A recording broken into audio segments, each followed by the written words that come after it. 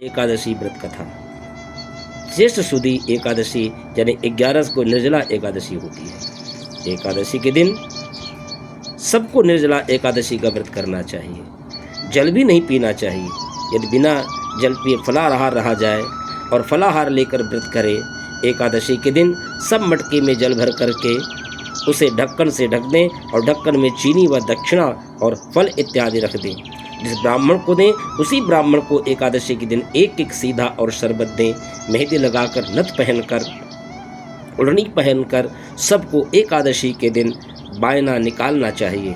एक मिट्टी के मटके में जल भरकर ढक्कन में चीनी व रुपया रखें। बायने के साथ आम रखकर और करवे पर रोली से सतिया बनाकर ढक्कन से ढक दें। फिर हाथ फेरकर सासू जी के पैर छूकर उन्हें दे दें। निर्जला एकादशी व्रत की कथा। एक समय की बात है कि भीमसेन ने व्यास जी से कहा, भगवान युधिष्ठिर, अर्जुन, नकुल, सहदेव, कुंती तथा द्रौपदी सभी एकादशी के दिन उपवास करते हैं तथा मुझसे भी यह कार्य करने को कहते हैं। मैं कहता हूँ कि मैं भूखा बर्दाश्त नहीं कर सकता। मैं दान देकर तथा वासुदेव भगवान की अर्चना करके उन्हें प्रसन्न कर लूँगा। बिना व्रत करे जिस तरह से हो सके मुझे एकादशी व्रत का फल बताइए। मैं उसे काया क्लेश के ही फल चाहता हूँ। इस पर वेदव्यास बोले, भीमसेन, यदि तुम्हें स्वर्ग लोक प्रिय है तथा नरक से सुरक्षित रहना चाहते हो तो दोनों एकादशियों का व्रत करना होगा। भीमसेन बोले, हे देव, एक समय के भोजन करने से तो मेरा काम न चल सकेगा। मेरे उदर में वृक नामक अग्नि निरंतर प्रज्वलित रहती है। पर्याप्त भोजन करने पर भी मेरे से क्षुधा शांत नहीं होती। हे ऋषिवर, आप कृपा करके मुझे ऐसा व्रत बतलाइए कि जिसके करने मात्र से मेरा कल्याण हो सके। वेद व्यास जी बोले, हे भद्र, ज्येष्ठ की एकादशी को निर्जल व्रत कीजिए। स्नान आचमन में जल ग्रहण कर सकते हैं। अन्न बिल्कुल भी ग्रहण न कीजिए।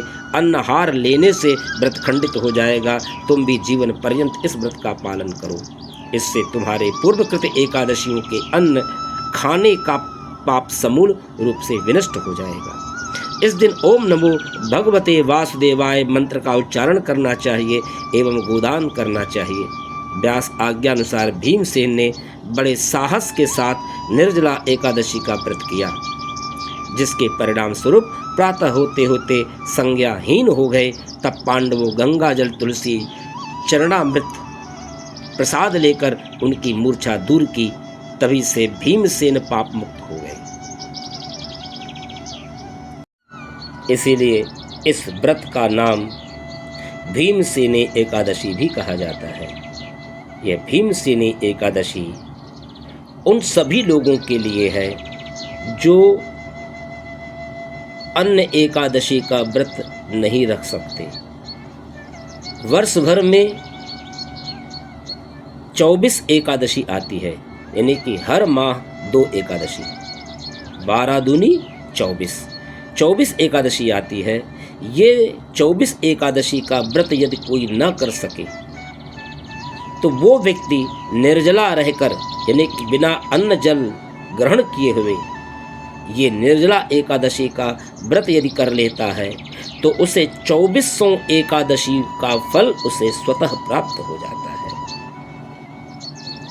एकादशी का व्रत मात्र केवल बिना अन्न और जल ग्रहण करना ही नहीं है।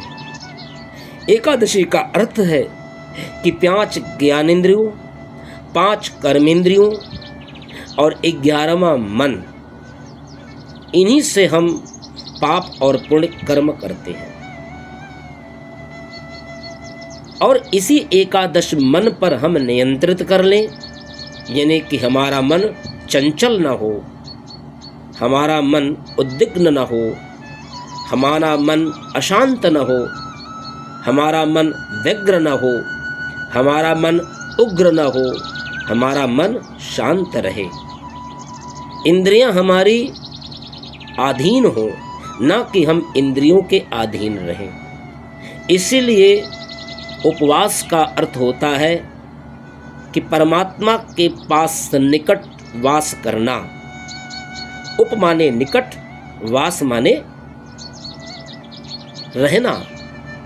तो जिसके नाम का हम व्रत रख रहे हैं भगवान विष्णु के नाम का व्रत रख रहे हैं तो उस भगवान विष्णु के निकट बैठे लोगों की सेवा भाव हमारे जीवन में, हमारे हृदय में, हमारे मन में होना चाहिए। यही सेवा भाव की भावना यदि हमारे मन में हो, लोगों की सेवा करें, ऐसे लोगों की जिनको हम जानते तक नहीं हैं, ऐसे लोगों की सेवा करना ही यही एकादशी का व्रत है।